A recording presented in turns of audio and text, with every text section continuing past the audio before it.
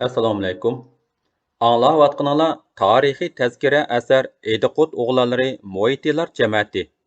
Avtori Ömerjan Sidiq. Maqsud Mo'yiti. Davomi. Emin Xo'ja Lükchunga vang bo'lgandan keyin milodiya 1765-yillari Lükchun egiz ordisini bir qitim umumyuzlik remont qildirdi. Egiz ordining ko'lami 10 mo atrofida bo'lib, ordining qirg'oqini bo'ylab bel bilan teng kelgudek qalqon yasalgan. Ikki kuzatchi qalqonning atrofida kecha-kunduz muhofazatda turgan. Uningsizmi qovuqdan boshqa joydan ordiga kirish asla mumkin emas bo'lib, yerdan 10 metrga yaqin ko'tarib silingan orda yer yuzi bilan 41 tosh palampay orqali tutashtirilgan. Palampayning eng yuqori qismi bilan egiz ordining darvozasi tutishadigan joyda 4 metr kenglikdagi bo'shliq bo'lib, bu yerga bir osma ko'rik o'rnatilgan. Kech kirishi bilanla osma ko'rik arg'amcha bilan ko'tarib o'tilsa, hech qanday jon-jonivor ordiga kirolmaydigan qilib yasalgan. Egiz ordining darvozasi sharqqa qaragan. Darvozaga chiqadigan palampaylar 20-30 metr oraliqcha so'zilgan bo'lib, Lükchun shahrining yuqorqi qovuqdan kirgan kishi shahar markazidagi egiz ordining darvozasiga udul yuzlanadigan holat shakllantirilgan.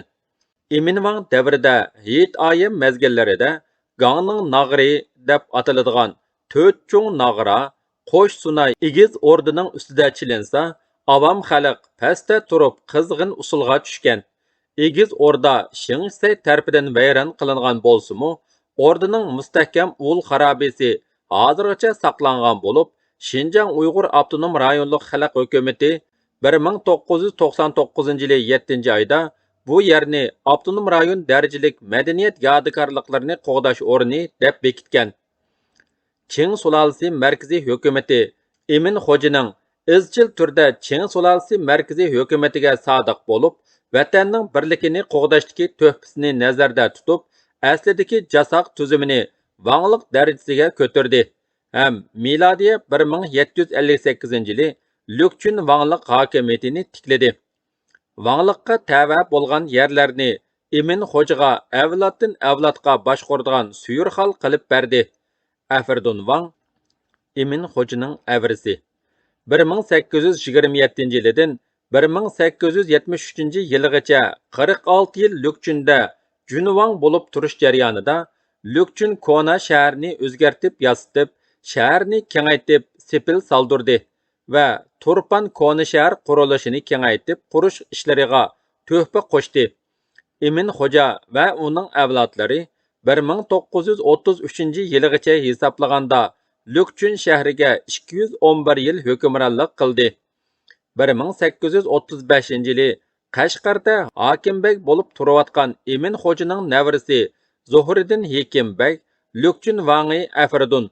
Zuhriddin Hekimbekning bir navra inisi Muhammad Said Vangning o'g'li ning talabiga binoan o'zi qadrlab ishlatayotgan Ordi divan begi shoir Abdurahim Nizorini Lükchunga avatdi.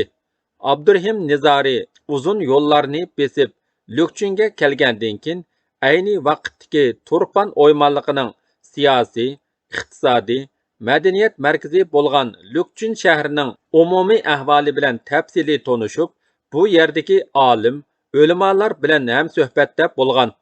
Lükchundagi mezgilda Lükchun vangi Afardunning Qashqar Hekimbegi Zuhriddinga yo'llagan salimi, Muhammad Said Vang haqida qissa, Ashabul Kahf haqida qissa qatorliq asarlarni va Robiya Saiddin Vamuq Uzra qatorliq dostonlardan tarkib topgan cho'ng hajmlik mashhur asar Xamisani yezib bitirdi. Afsuski, bu asarlarning Afardun Vangga taqdim qilingan nusxasi 1933-yili Shingsay Lükchun Vang ordisini bombardimon qilganda kuyib ketgan. Shoir Abdurahim Nizori o'zi Qashqarga billa ilib ketgan nusxasi davrimizgacha yetib keldi. Qo'zg'alon boshlangandan tartib, qo'zg'alonchilar ta'minotining muqim manbasi bo'lmag'achqa, har kim o'zining yeydig'ini va ot-uloq bo'g'zini o'zi tayyorlab ilib oladi. Yoki biror yurtqa borsa, hukumat sanglaridagi oshliqlarni yemaklik va mol bo'g'zi qiladi. Shundoq bo'lsa-mu, Qo'l ilkida bor kishilar qarab turmay, qo'zg'olonchilarni 5-10 dan bo'lib olib, bir necha kun boqatdi va ot eshaklarga yem-xashak beratdi.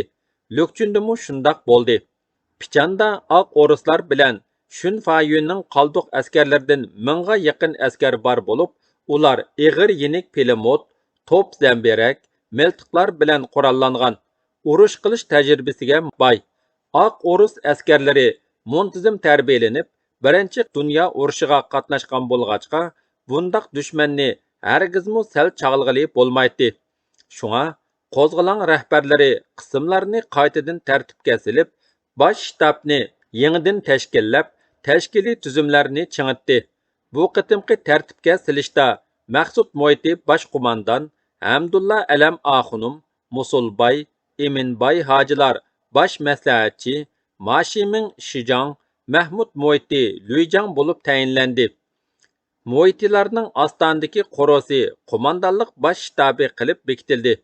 Joylarni asos qilgan holda Tuan, Ying, Lianlar qurilib, Turpan qismlarga Abdulla Damulla Tuanjang, Turpanliq, Ostona qismlarga Niyoz Tuanjang, Ostonilik, Qarg'o'ja qismlarga Po'lat Tuanjang, Qarg'o'jilik, Lukchun qismlarga Ibrohim Tuanjang, Yanxilik, To'qsun qismlarga Abdusami Yingjang, Yamshilik, Singim, Murtuq qismlarga Iskandar Lianjang, Murtuqliqqa tayinlandi.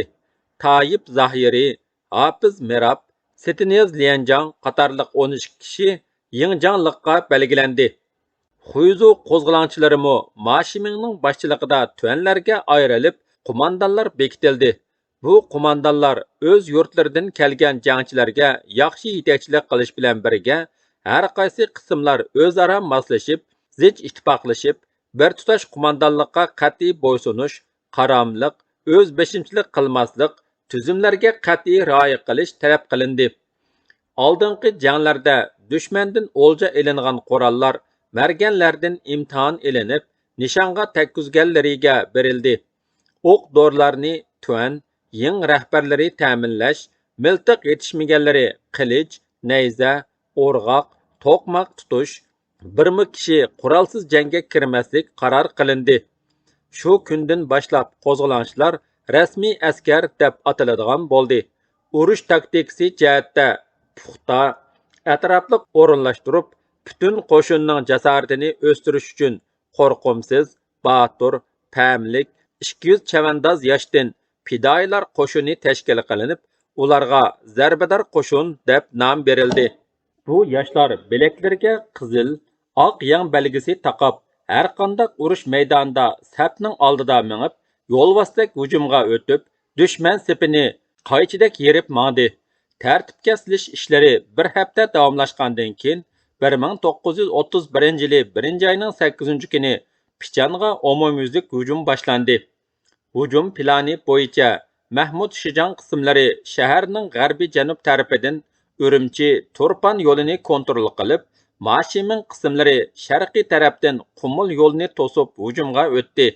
Dushman butun askariy kuchini Sepil ustiga yo'tkab, Sepil darvozasini mahkam taqab, ichidan tam qo'porib sirtqa hujum qilmaslik, sirtdan hujum qilmasa o'q chiqarmaslik taktikasini qo'llandi. Sepil tamlarini dalda qilib, jahillik bilan qarshilik ko'rsatdi. Qo'zg'olonchi fidoyilar dastlabda shotilarni ko'tarib, o'qdek etilib Sepil tuviga yugurgan bo'lsa-mu, dushmanlar yomg'irdak o'q yog'dirib, boturlarni ajal o'qiga yam qildi. Buning bilan fidoyilarning texmo g'azibi kelib, kech-kunduz navbatlashib Sepilga boturlik bilan hujum qilaverdi. Lekin har qatimliq hujum qurbon berishlar bilan oxirlashib, 800 dak bahodir azimat jangda shahid bo'ldi. Chunki dushmanning qurollari xil, o't kuchi kuchlik, mudofaa sharoiti yaxshi edi. Bo'libmi oq o'ris askarlari tajribalik bo'lg'achqa, fidoyilarni vahshiylik bilan o'qqa tutib, Sepilga yaqin keltirmadi. Bu urushda Lamjin, Chuvanqir, Xandu yezlaridan kelgan Matniyaz Damulla boshchiligidagi 300 dan ortiq jangchi ajoyib zo'r fidokorlik ko'rsatdi. Bu jangchilarni Matniyaz Damulla yetakchilik qilib, jangga tashkillagan bo'lib, ularning ichida Damullamda ilim tahsil qilgan 30 talibmi bor edi. Matniyaz damulla ko'k atqa minib, oq salla o'rab, beliga kamar taqab, qo'liga o'zi yasagan qilichni tutgan holda jangga ot solganda, uning taliblari texmu jasur ruh bilan ustozini qo'g'dab, hurra sadosi bilan jangga kirdi. Ko'k atliq damullaning jangga kirgan vaqtdagi qiyofati, ruhiy holati boshqa jangchilarga qattiq ta'sir ko'rsatib, ko'plagan fidoyilar veshildab uchayotgan o'qlarga parvo qilmay, sepilga o'zini otdi. Qo'zg'olon rahbarlari bundaq oshkora hujumga o'tganda, chiqimning ko'p bo'lib ketadiganligini his qilib, chuqon suran bilan ot choptirib mengish taktikasini o'zgartib, marganlar yo'shurun holda sepil tuviga yaqinlab berib, sepil to'shikchilaridagi dushmanlarni yo'qotish tadbirini tuzdi. Dastlabda bu xil taktikaning unumi bo'lgan bo'lsa-mu, dushmanlarmi quvliq qilib, sepil to'shikchilariga bosh kiyimlarini akilib, saqta ko'rinish paydo qilib, fidoyilarning o'qini xo'ratdi. Qo'zg'olonchilar shota qo'yib sepilga yamishish, darvozaga o't qo'yishga urinib ko'rgan bo'lsa-mu, dushmanning o't kuchini markazlashtirishi bilan bu usullar qanchilgan fidoyining qurboni bilan oxirlashdi. Birinchi oydagi qahrton so'g'uqda fidoyilar oy dalada gulxonlarni yiqib, navbat bilan o't sunib tong atqozdi. Bu qitimqi urushning bosh maslahatchisi To'rpandagi ilmga komil, yuqori obro'liq zot Hamdulla Damullam alam axunum farishtadek pokiz, mo'ysbit qiyofati bilan jangchilarning orasiga kirib, ajoyib fasohatlik nutqlarni so'zlab, jangchilarga ilhom berdi. Bosh qo'mondan Maqsud Mo'yti kecha-kunduz aram olmay, ko'k bo'z atqa minib, sepilning 4 tarafidagi askarlarning ahvolini egilab, unumlik tadbirlarni belgilab, fidoyilarga yaxshi qo'mondonlik qildi. Atrofdagi yurtlardagi Niyozboy, Ismoilboy, To'xti imom, Mo'ydinboy qatorliq halliq oilalar un, qo'y, kala, non qatorliq narsalarni elib kelib, fidoyilardan hol so'rab, ularga yordam berib turdi. Har kuni tong qorong'usida Mashimingning askarlari kanaylarni chilib, hujumni boshlasa, bu tarafdagilarmi ularga moslashib hujum qiladi. Tong etishi bilan hujum to'xtab, osh vaqti bilan yana kalta janglar boshlanadi. Mushunda qayta hujum, dahshatlik urush 12 kuniga qadam qo'yganda, dushmanlar sarosimiga tushdi. Qo'zg'olonchilarning tez pukmas ruhi, fidokorligi, baturligi ularni qo'rqitgan edi. Dal mushundaq halqiliq paytda, ya'ni 1933-yili 1-oyning 19-kuni Şengsayning 4500 kishilik muntazam qo'shini Pichandagi dushmanlarga yordam berish uchun tuyuqsiz kelib qoldi. Shu oylarda Janubiy Shinjang bo'yicha Qashqardan boshqa shaharlarning hammasi qo'zg'olonchilarning qo'liga o'tgan. Sharqiy Shinjongning eng muhim tuguni hisoblangan Pichan noyisi ig'ir tahdid ostida qolgan vaziyat shakllangan edi. Bu vaziyatdan aloqzada bo'lgan Jingshurin hukumati Sharqiy yo'lning g'olib sarkardasi Shingsayni qaytarib kelib, Turpan qo'zg'olonchilarini bostirishga avatgan edi. Qumulning tarati ig'izidan Barikul orqali Pichanga kelgan Shingsay qo'shinlarining qurol yaroqlari to'liq va xil bo'lib, pelemut, zambiraklari, hatto Beronovik mashinalari bor edi. Ular kelibla qo'zg'olonchilarning orqa tarafidan top, zambiraklar bilan qattiq hujum boshladi. Qo'zg'olonchilarmi ularning hayvisidan qo'rqib qolmay, qattiq qarshilik ko'rsatdi. Lekin Beronovik, zambirak, pelemut bilan qurollangan dushmanlarga miltiq, nayza, qilich, hatto tayoq to'qmoq bilan teng kelgili bo'lmaydi. Jang qizig'anda orqaga mo'kib, g'alba yaqinlashganda oldiga o'tib oladigan, g'animat elishga amroq Mashiming navbatdagi vaziyatning o'ziga foydasiz ekanligini his qilib, qo'shinlarni boshlab Turpanga qarab qochdi. Mushundaq ahvol ostida bosh qo'mondan Maqsud Mo'yti o'rinsiz qurbon berishdan saqlanish uchun qo'zg'olonchilarni Lamjinga chekinishga buyruq berdi.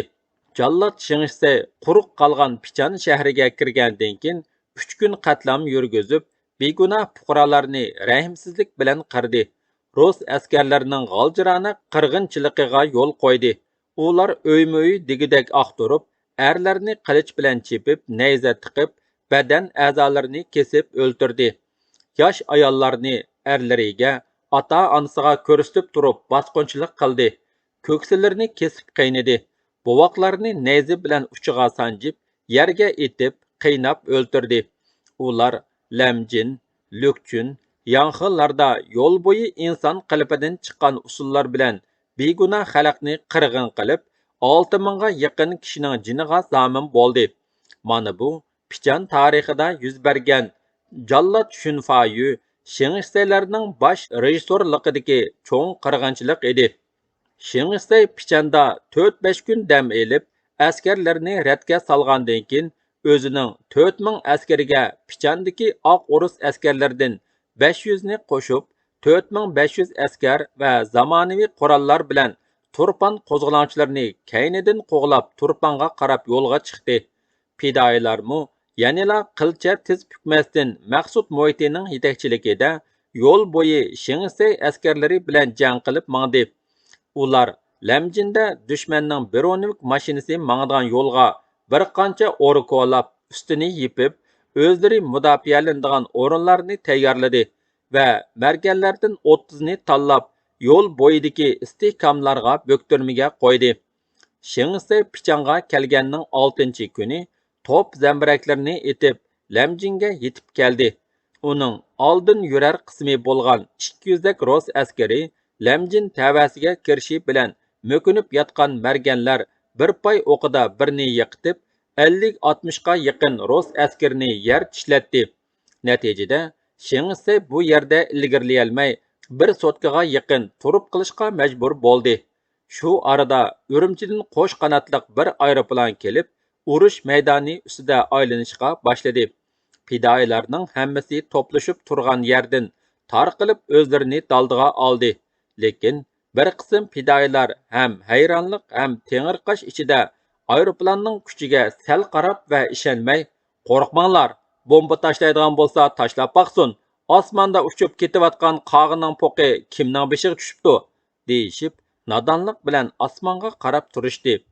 Yana ba'zilar aeroplanni etib tushiramiz deb uni qarg'a ilib o'q chiqardi. Chunki mutlaq ko'pchilik fidoyilarning aeroplanni tunji qitim ko'rishi edi. Aeroplan urush maydonini 2 qitim aylanib, 2 yerga bomba tashlab, Urumchi tarafga qaytib ketdi. Fidoyilar Lamjinda dushman bilan bir kech kunduz urush qilgandan keyin Singim eg'izga chekinib, mudofaa tayyorligini ko'rdi. Ertasi dushmanlar cho'ng yo'l bilan fidoyilarni qo'g'lab keldi. Ularning bir qismi Singimning saqa tarafiga bo'linib, yana bir qismi Murtuqning bezaklik tarafiga bo'linib, o'tirdagi ot bog'lash xo'jam Singim eg'izi ichidagi Ediqut tig'ining bir to'piligi. Bu yerda Hazrati Ali mingan tulparning bir tuviqining izi bor deb rivoyat qilinadi. Degan to'pilikka zambiraklarni o'rinlashtirib, zambiraklarning yordami bilan Ediqut tig'ining shimol tarafi bilan tog'ga o'mlab chiqishga boshladi. Fidoyilar bu egiz tog'ning ustiga allaqachon chiqib joylashib olgan bo'lg'achqa, dushmanni olg'a bostirmay to'sib turdi. Dal shu paytda Oq O'rus askarlari Singim yezisining Saqa mahallasidan orqaga qaytib, Suvbeshi degan yerga berib, ondan Ediqut tig'ining shimolidan janub tarafdagi Tuyuq yezisiga tushib, fidoyilarning orqa tarafidan hujum qilishga boshladi. Fidoyilar amalsiz chekinishga majbur bo'ldi va Turpanning nahiya bozoriga qaytib, urushga tayyorlik qilishni qaror qildi. Davomi bor.